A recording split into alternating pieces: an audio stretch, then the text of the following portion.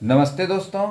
आज के क्लास में आपका स्वागत है। आज के क्लास में हम लोग पीजीटी हिस्ट्री के मॉडल सेट संख्या 2 पर चर्चा करने जा रहे हैं। यह बीपीएससी द्वारा आयोजित पोस्ट ग्रेजुएट टीचर हिस्ट्री,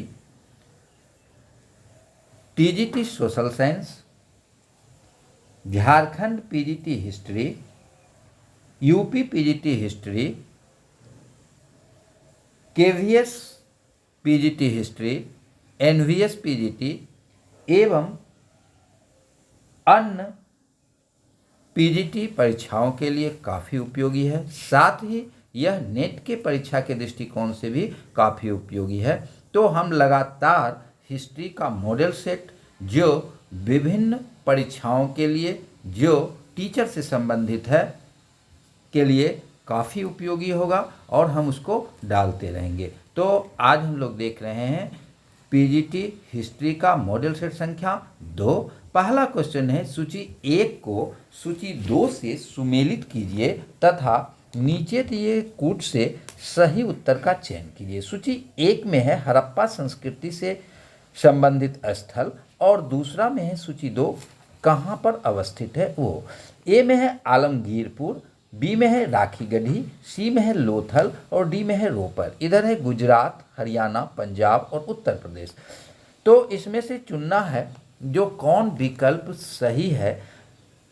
अब आलमगीरपुर उत्तर प्रदेश में है यानी कि ए का 4, राखीगढ़ी हरियाणा में है यानी कि बी का 2, लोथल गुजरात में है और रोपर पंजाब में है। तो विकल्प सुमेलित हम लोग करेंगे तो इसमें ए का 4, बी का 2, सी का 1 और डी का 3 ये सही है। तो पहला क्वेश्चन का आंसर हो जाएगा ए। अब दूसरा क्वेश्चन हमारा है, ऋग्वेद के नवम मंडल के मंत्र किस देवता को समर्पित है। ए में है अग्नि, बी में है इंद्र, सी में है मित्र और डी में है सोम। तो इसका आंसर होगा डी सोम, यानी कि ऋग्वेद का नवम मंडल के सभी 114 मंत्र सोम से संबंधित है। सोम एक प्रकार का वृक्ष है, पौधा है, जिससे मादक पेय पदार्थ बनाए जाते थे। अगला क्वेश्चन है, निम्नलिखित हड़प्पा नगरों में कहाँ घरों के अंदर चौकोर या गोल अग्निकुंड पाए गए हैं। इसमें है हड़प्पा, मोहनजोदड़ो, लोथल और कालीबंगा। निम्न कूट से सही उत्तर का चयन करना है। तो हड़प्पा के 2 स्थलों लोथल और कालीबंगा से अग्निकुंड के साक्ष्य पाए गए हैं। तो इस आधार पर इसका आंसर हो जाएगा 3 का डी, यानी कि 3 और 4। अगला क्वेश्चन है, निम्नलिखित में से कौन सा वेद अंशतः गद्य में लिखा गया है। एक में है ऋग्वेद, 2 में है सामवेद, 3 में है यजुर्वेद और डी में है अथर्ववेद। इसका आंसर हो जाएगा यजुर्वेद। यजुर्वेद जो है सो गद्य और पद्य मिश्रित शैली में लिखा गया है, यानी कि यजुर्वेद जो है सो गद्य और पद्य दोनों में लिखा गया है। अगला क्वेश्चन आपका 5वां है, बुद्ध ने सर्वाधिक वर्षावास कहाँ किया था। ए में है श्रावस्ती, बी में है ऋषिपत्तन, सी में है वैशाली और डी में है राजगिरी। तो इसका आंसर होगा 5 का ए, श्रावस्ती।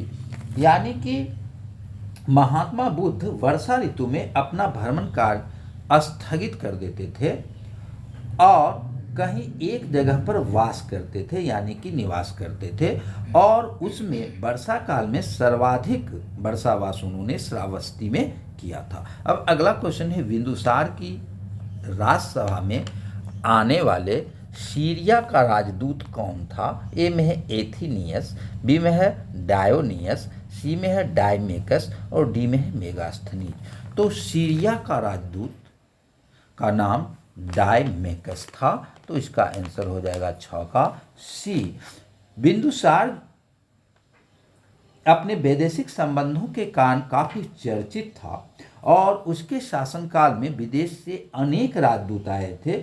उसमें से सीरिया के राजा एंटीयोकस के द्वारा डायमेकस को भेजा गया था। इसको याद रखेंगे। एंटीयोकस राजा था कहाँ का? सीरिया का। अब हम लोग अगला क्वेश्चन देखेंगे।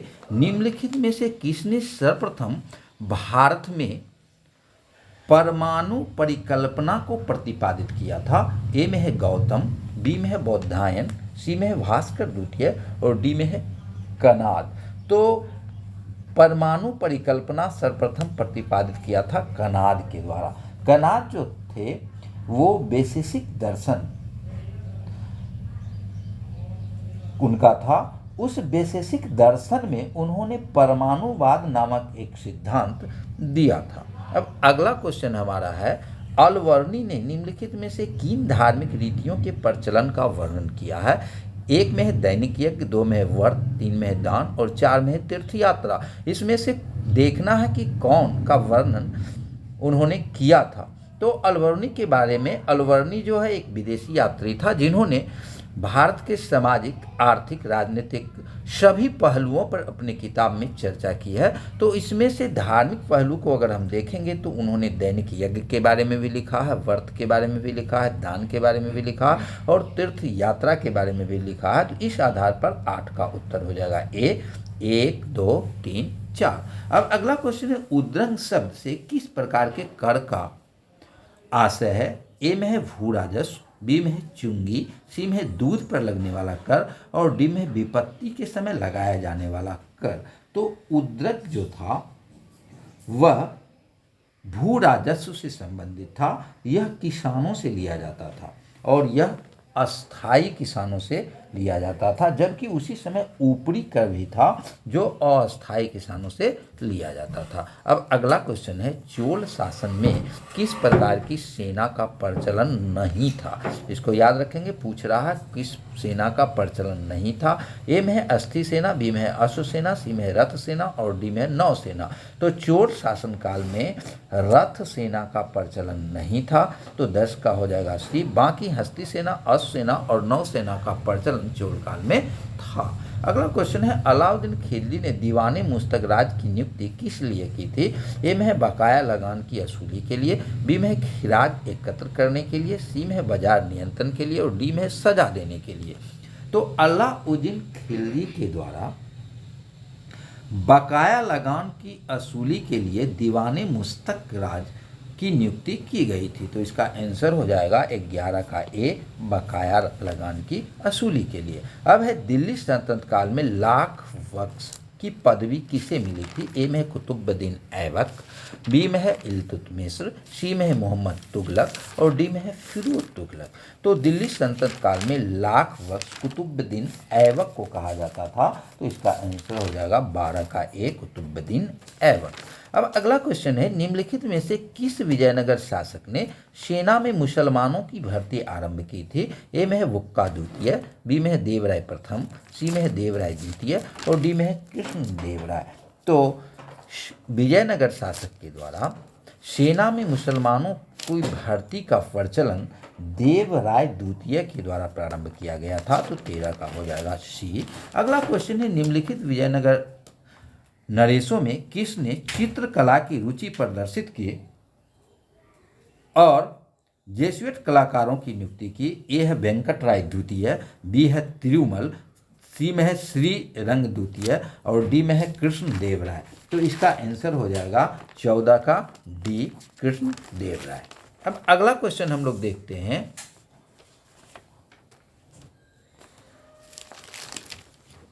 15 है, भारतीय शास्त्रीय संगीत पर सर्वाधिक फारसी कृतियों की रचना किसके काल में हुई? ए में है अकबर, बी में है जहांगीर, सी में है शाहजहां और डी है औरंगजेब। तो इसका सही उत्तर होगा डी, औरंगजेब। यानी कि सर्वाधिक शास्त्रीय संगीतों पर पुस्तकें औरंगजेब के काल में लिखी गई थी। अब अगला क्वेश्चन है, भूमापन के लिए जरीब का प्रयोग किसने आरंभ किया? ए में है सिकंदर लोदी ने, बी में है शेरशाह ने, सी में है अकबर ने और डी में है औरंगजेब ने। तो भूमापन के लिए जरीब का प्रयोग शेरशाह सूरी के द्वारा किया गया था। तो इसका आंसर हो जाएगा शेरशाह। गल्ला बख्शी भी शेरशाह के द्वारा ही शुरू किया गया था, इसको भी याद रखेंगे। गल्ला बख्शी पूछता है किसके द्वारा शुरू किया गया था, तो शेरशाह के द्वारा शुरू किया गया था। और गज माप की एक इकाई गज ए सिकंदरी, याद रखेंगे, गज ए सिकंदरी सिकंदर लोदी के द्वारा प्रारंभ किया गया था। अगला क्वेश्चन है, मुगल काल में ददनी प्रथा किससे संबंधित है? ए में है भूमिकर के भुगतान से, बी में है घोड़ों को दागने से, सी में है कारीगरों को अग्रिम भुगतान से, और डी में है दंड विधान से। तो मुगल काल में ददनी प्रथा जो था वह कारीगरों के अग्रिम भुगतान से संबंधित था। अगला क्वेश्चन है, हॉकिंस जहांगीर के दरबार में आगरा पहुंचा और बात की। ए में है तुर्की भाषा में, बी में है फारसी भाषा में, अरबी भाषा में, सी में है फारसी भाषा में, और डी है हिंदुस्तानी भाषा में। तो हॉकिंस जहांगीर के दरबार में आया था, उसने फारसी भाषा में बात की थी। वह हॉकिंस जो था वह फारसी जानता था। अगला क्वेश्चन है, भूभाग नहीं बल्कि व्यापार किसका आरंभिक नारा था? ए में है French East India company, B में है Dutch East India company, C में है पुर्तगीज कंपनी, और डी में है ब्रिटिश ईस्ट इंडिया कंपनी। तो भूभाग नहीं व्यापार यह प्रारंभिक नारा था ब्रिटिश ईस्ट इंडिया कंपनी का। प्रारंभ में जब ब्रिटिश ईस्ट इंडिया कंपनी आई थी तो उसका मुख्य उद्देश्य व्यापार करना था, और व्यापार में खासकर वह मसालों के व्यापार में रुचि रखता था। उस समय उसकी रुचि भारतीय भूमि पर या भूभाग पर कब्जा करने की नहीं थी। अगला क्वेश्चन है, ईस्ट इंडिया कंपनी के अंतर्गत भारत के सर्वोच्च न्यायालय का प्रथम मुख्य न्यायाधीश था। ए में है लेमास्टर, बी में है हाइड, सी में है फ्रांसिस, और डी में है एलिजा इम्पी। तो इसको याद रखेंगे, ईस्ट इंडिया कंपनी के अंतर्गत भारत का सर्वोच्च न्यायालय का प्रथम मुख्य न्यायाधीश जो था वह एलिजा इम्पी था। एलिजा इम्पी, यानी कि 1774 में कलकत्ता में गठित सर्वोच्च न्यायालय में एलिजा इम्पी को प्रथम मुख्य न्यायाधीश तथा चेम्बर्स, लिमस्टर तथा हाइड को, चेम्बर, लिमस्टर और हाइड को छोटे न्यायाधीश बनाया गया था, जबकि फ्रांसिस, याद रखेंगे, फ्रांसिस जो था वह गवर्नर जनरल वारेन हेस्टिंग के परिषद का एक सदस्य था। इसमें याद रखेंगे, इसमें कई क्वेश्चन बन रहा है। एलिजा हेम्पी 1774 में जो सर्वोच्च न्यायालय बनाया गया था उसका मुख्य न्यायाधीश, लेमस्टर, हाइड और चेम्बर्स जो थे वह छोटे न्यायाधीश थे, और फ्रांसिस जो थे वह वारेन हेस्टिंग के जनरल परिषद का क्या था, सदस्य था। अब अगला क्वेश्चन है, सती प्रथा कानूनी तौर पर प्रथम बार किस नियम द्वारा प्रतिबंधित किया गया था? पहला है रेगुलेशन एक्ट 17/1829, रेगुलेशन 15/1829, रेगुलेशन 16/1829 और रेगुलेशन 1829। तो इसमें रेगुलेशन 17/1829 के द्वारा जो है सती प्रथा पर रोक लगाया गया था। लॉर्ड विलियम बेंटिक उस समय थे। अगला क्वेश्चन है, ब्रिटिश शासन के समय मंडलायुक्त का पद किसने सृजित किया? ए में है कॉर्नवालिस, बी में है ब्लेजली, सी में है बेंटिक और डी में है मेटकॉफ। तो ब्रिटिश शासन के समय मंडलायुक्त का पद कॉर्नवालिस के द्वारा दिया गया था। अगला है, 1857 में भारत में विश्वविद्यालयों की स्थापना के समय इंग्लैंड के किस विश्वविद्यालय के प्रतिमान के रूप में लिया गया था? ए में है ऑक्सफोर्ड विश्वविद्यालय, बी में है कैम्ब्रिज विश्वविद्यालय, सी में है लंदन विश्वविद्यालय और डी में है मैनचेस्टर विश्वविद्यालय। तो यह लंदन विश्वविद्यालय के तर्ज पर बनाया गया था। इसमें याद रखेंगे 1854 का शिक्षा पर चार्ल्स वुड के डिस्पैच के फलस्वरूप, 1854 में शिक्षा पर चार्ल्स वुड के डिस्पैच के फलस्वरूप 1857 में लंदन विश्वविद्यालय के आधार पर कलकत्ता, बॉम्बे और मद्रास में 3 विश्वविद्यालय की स्थापना की गई थी। यानी कि 1854 में 3 विश्वविद्यालय की स्थापना की गई थी, उसमें कलकत्ता, बॉम्बे और मद्रास था। ये तीनों विश्वविद्यालय जो थे लंदन विश्वविद्यालय की तर्ज पर स्थापित किए गए थे। अब हम लोग अगला क्वेश्चन को देखेंगे। अगला क्वेश्चन हमारा है, कैम्ब्रिज पैम्फलेट के लेखक थे, याद रखेंगे कैम्ब्रिज कैम्ब्रिज पैम्फलेट के लेखक थे। ए में है शौकत अली, बी में है मोहम्मद अली जिन्ना, सी में है चौधरी रहमत अली और डी में है मौलाना अबुल कलाम आज़ाद। तो इसका आंसर होगा सी, चौधरी रहमत अली। चौधरी रहमत अली ने कैम्ब्रिज पैम्फलेट शीर्षक से 1932 में लेख लिखा था, जिसमें उन्होंने पृथकधारी यानी कि पाकिस्तान के निर्माण के लिए सिद्धांत प्रस्तुत किया था। तो इसका आंसर हो जाएगा आपका चौधरी रहमत अली। अब आगे है कॉमनवेल्थ समाचार पत्र किससे संबंध है। ए में है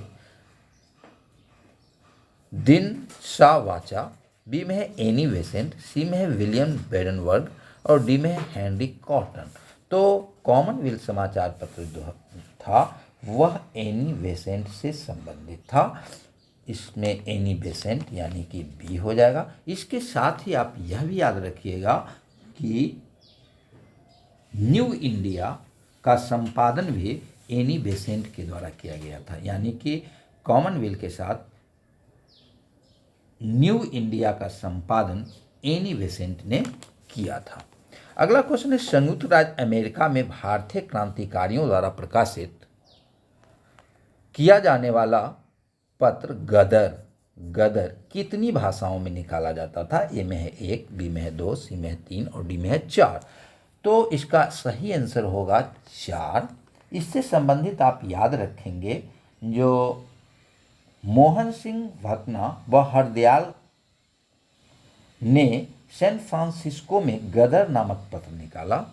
यह पहले गुरुमुखी और उर्दू लिपि में थी, उर्दू में निकाला गया था। बाद में 1914 में गुजराती और 1915 में हिंदी में निकाला गया, यानी कि गुरुमुखी, उर्दू, गुजराती और हिंदी, यह 4 भाषाओं में यह गदर पत्रिका निकाला गया। अब अगला क्वेश्चन है सल्तनत की राजधानी के रूप में आगरा की स्थापना किसने की। ए में है अलाउद्दीन खिलजी, बी में है मुबारक शाह खिलजी, सी में है बहलोल लोदी और डी में है सिकंदर लोदी। तो सल्तनत काल में 1504 में सिकंदर लोदी को द्वारा आगरा की स्थापना की गई थी। अब अगला क्वेश्चन है ईस्ट इंडिया कंपनी को बंगाल में शुल्क मुक्त व्यापार करने का विशेषाधिकार दिया गया था। ए में 1717 में, बी में 1715, सी में 1710 और डी में 1705 में। तो ईस्ट इंडिया कंपनी के द्वारा बंगाल में शुल्क मुक्त व्यापार करने का विशेषाधिकार 1717 में मुगल सम्राट फर्रुखसियर के द्वारा दिया गया था। मुगल सम्राट फर्रुखसियर, उसका एक अंग्रेज डॉक्टर ने इलाज किया था और इस खुशी में उसने जो है शुल्क मुक्त व्यापार करने का विशेषाधिकार दिया था। अब अगला क्वेश्चन है कौन अवध का नवाब अपने दरबार में ब्रिटिश राजदूत रखने का राजी हो गया। ए में है शहादत खां, बी में है सफदर जंग, सी में है आसफ उद्दौला और डी में है शुजा उद्दौला। तो इसका आंसर होगा अवध का नवाब शुजा उद्दौला। इसको याद रखेंगे, ये अवध के नवाब थे जिन्होंने अपने दरबार में ब्रिटिश राजदूत रखने के लिए राजी हो गया था। अब अगला क्वेश्चन है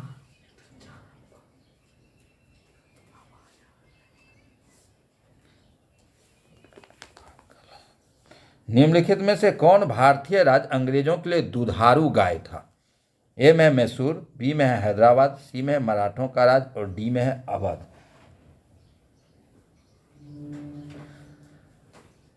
तो इसका आंसर हो जाएगा अवध, 30 का डी। अगला क्वेश्चन है पूरब का साम्राज्य हमारे पैरों पर है, यह कथन संबंधित है। ए प्रथम आंग्ल मैसूर युद्ध से, बी में है द्वितीय आंग्ल मैसूर युद्ध से, सी में है तृतीय आंग्ल मैसूर युद्ध से और डी में है चतुर्थ आंग्ल मैसूर युद्ध से। तो इसका आंसर हो जाएगा चतुर्थ आंग्ल मैसूर युद्ध। अब अगला क्वेश्चन है वह अंग्रेज कौन था जिसे जहांगीर ने 400 जात का मनसब प्राप्त किया था। ए है फ्रेंच, बी में है कैप्टन हॉकिंस, सी में है कोलवर्ट और डी में है सर थॉमस रो। तो वह अंग्रेज जो था वह कैप्टन हॉकिंस था, जिसे उसने 400 जात का मनसब प्रदान किया था। अब अगला क्वेश्चन 33 है, शिवाजी निम्न में से किस किले में पैदा हुए थे? ए में है जावली, बी में है चंपानेर, सी में है जिंजी और डी में है शिवनेर। तो शिवनेर के किले में शिवाजी का जन्म हुआ था, तो इसका हो जाएगा आंसर 33 का डी। अगला क्वेश्चन 34 है,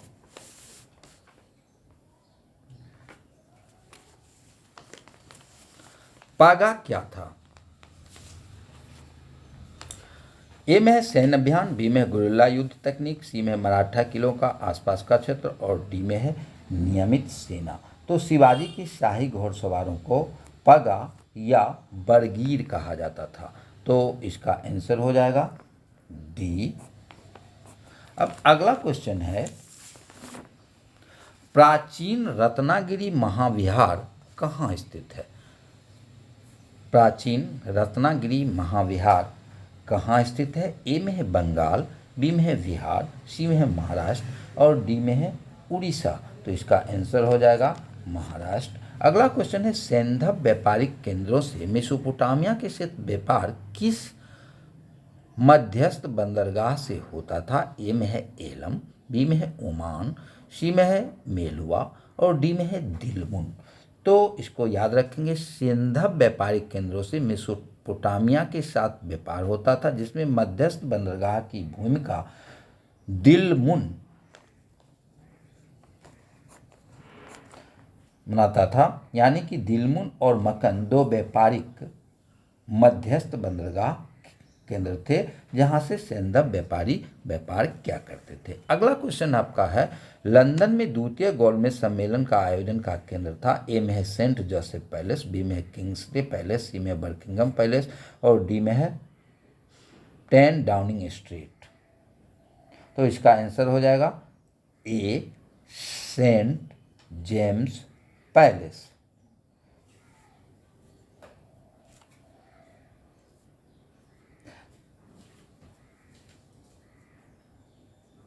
अब अगला क्वेश्चन है,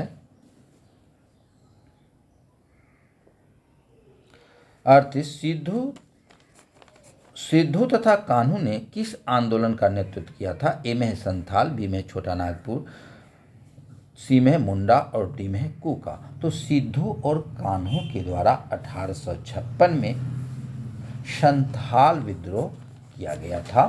अब अगला क्वेश्चन है, किस गवर्नर जनरल की अकाल नीति को सूत्रबद्ध कराने में अग्रणीय कार्य किया? यानी किस गवर्नर जनरल ने अकाल नीति को सूत्रबद्ध कराने में अग्रणीय कार्य किया? ए में है कैनिंग, बी में है लिटन, सी में है रिपन और डी में है डफरिन। तो इसका आंसर हो जाएगा लिटन। यानी कि 1876 के स्ट्रेची अकाल आयोग के बाद लिटन ने एक अकाल नीति की घोषणा की थी।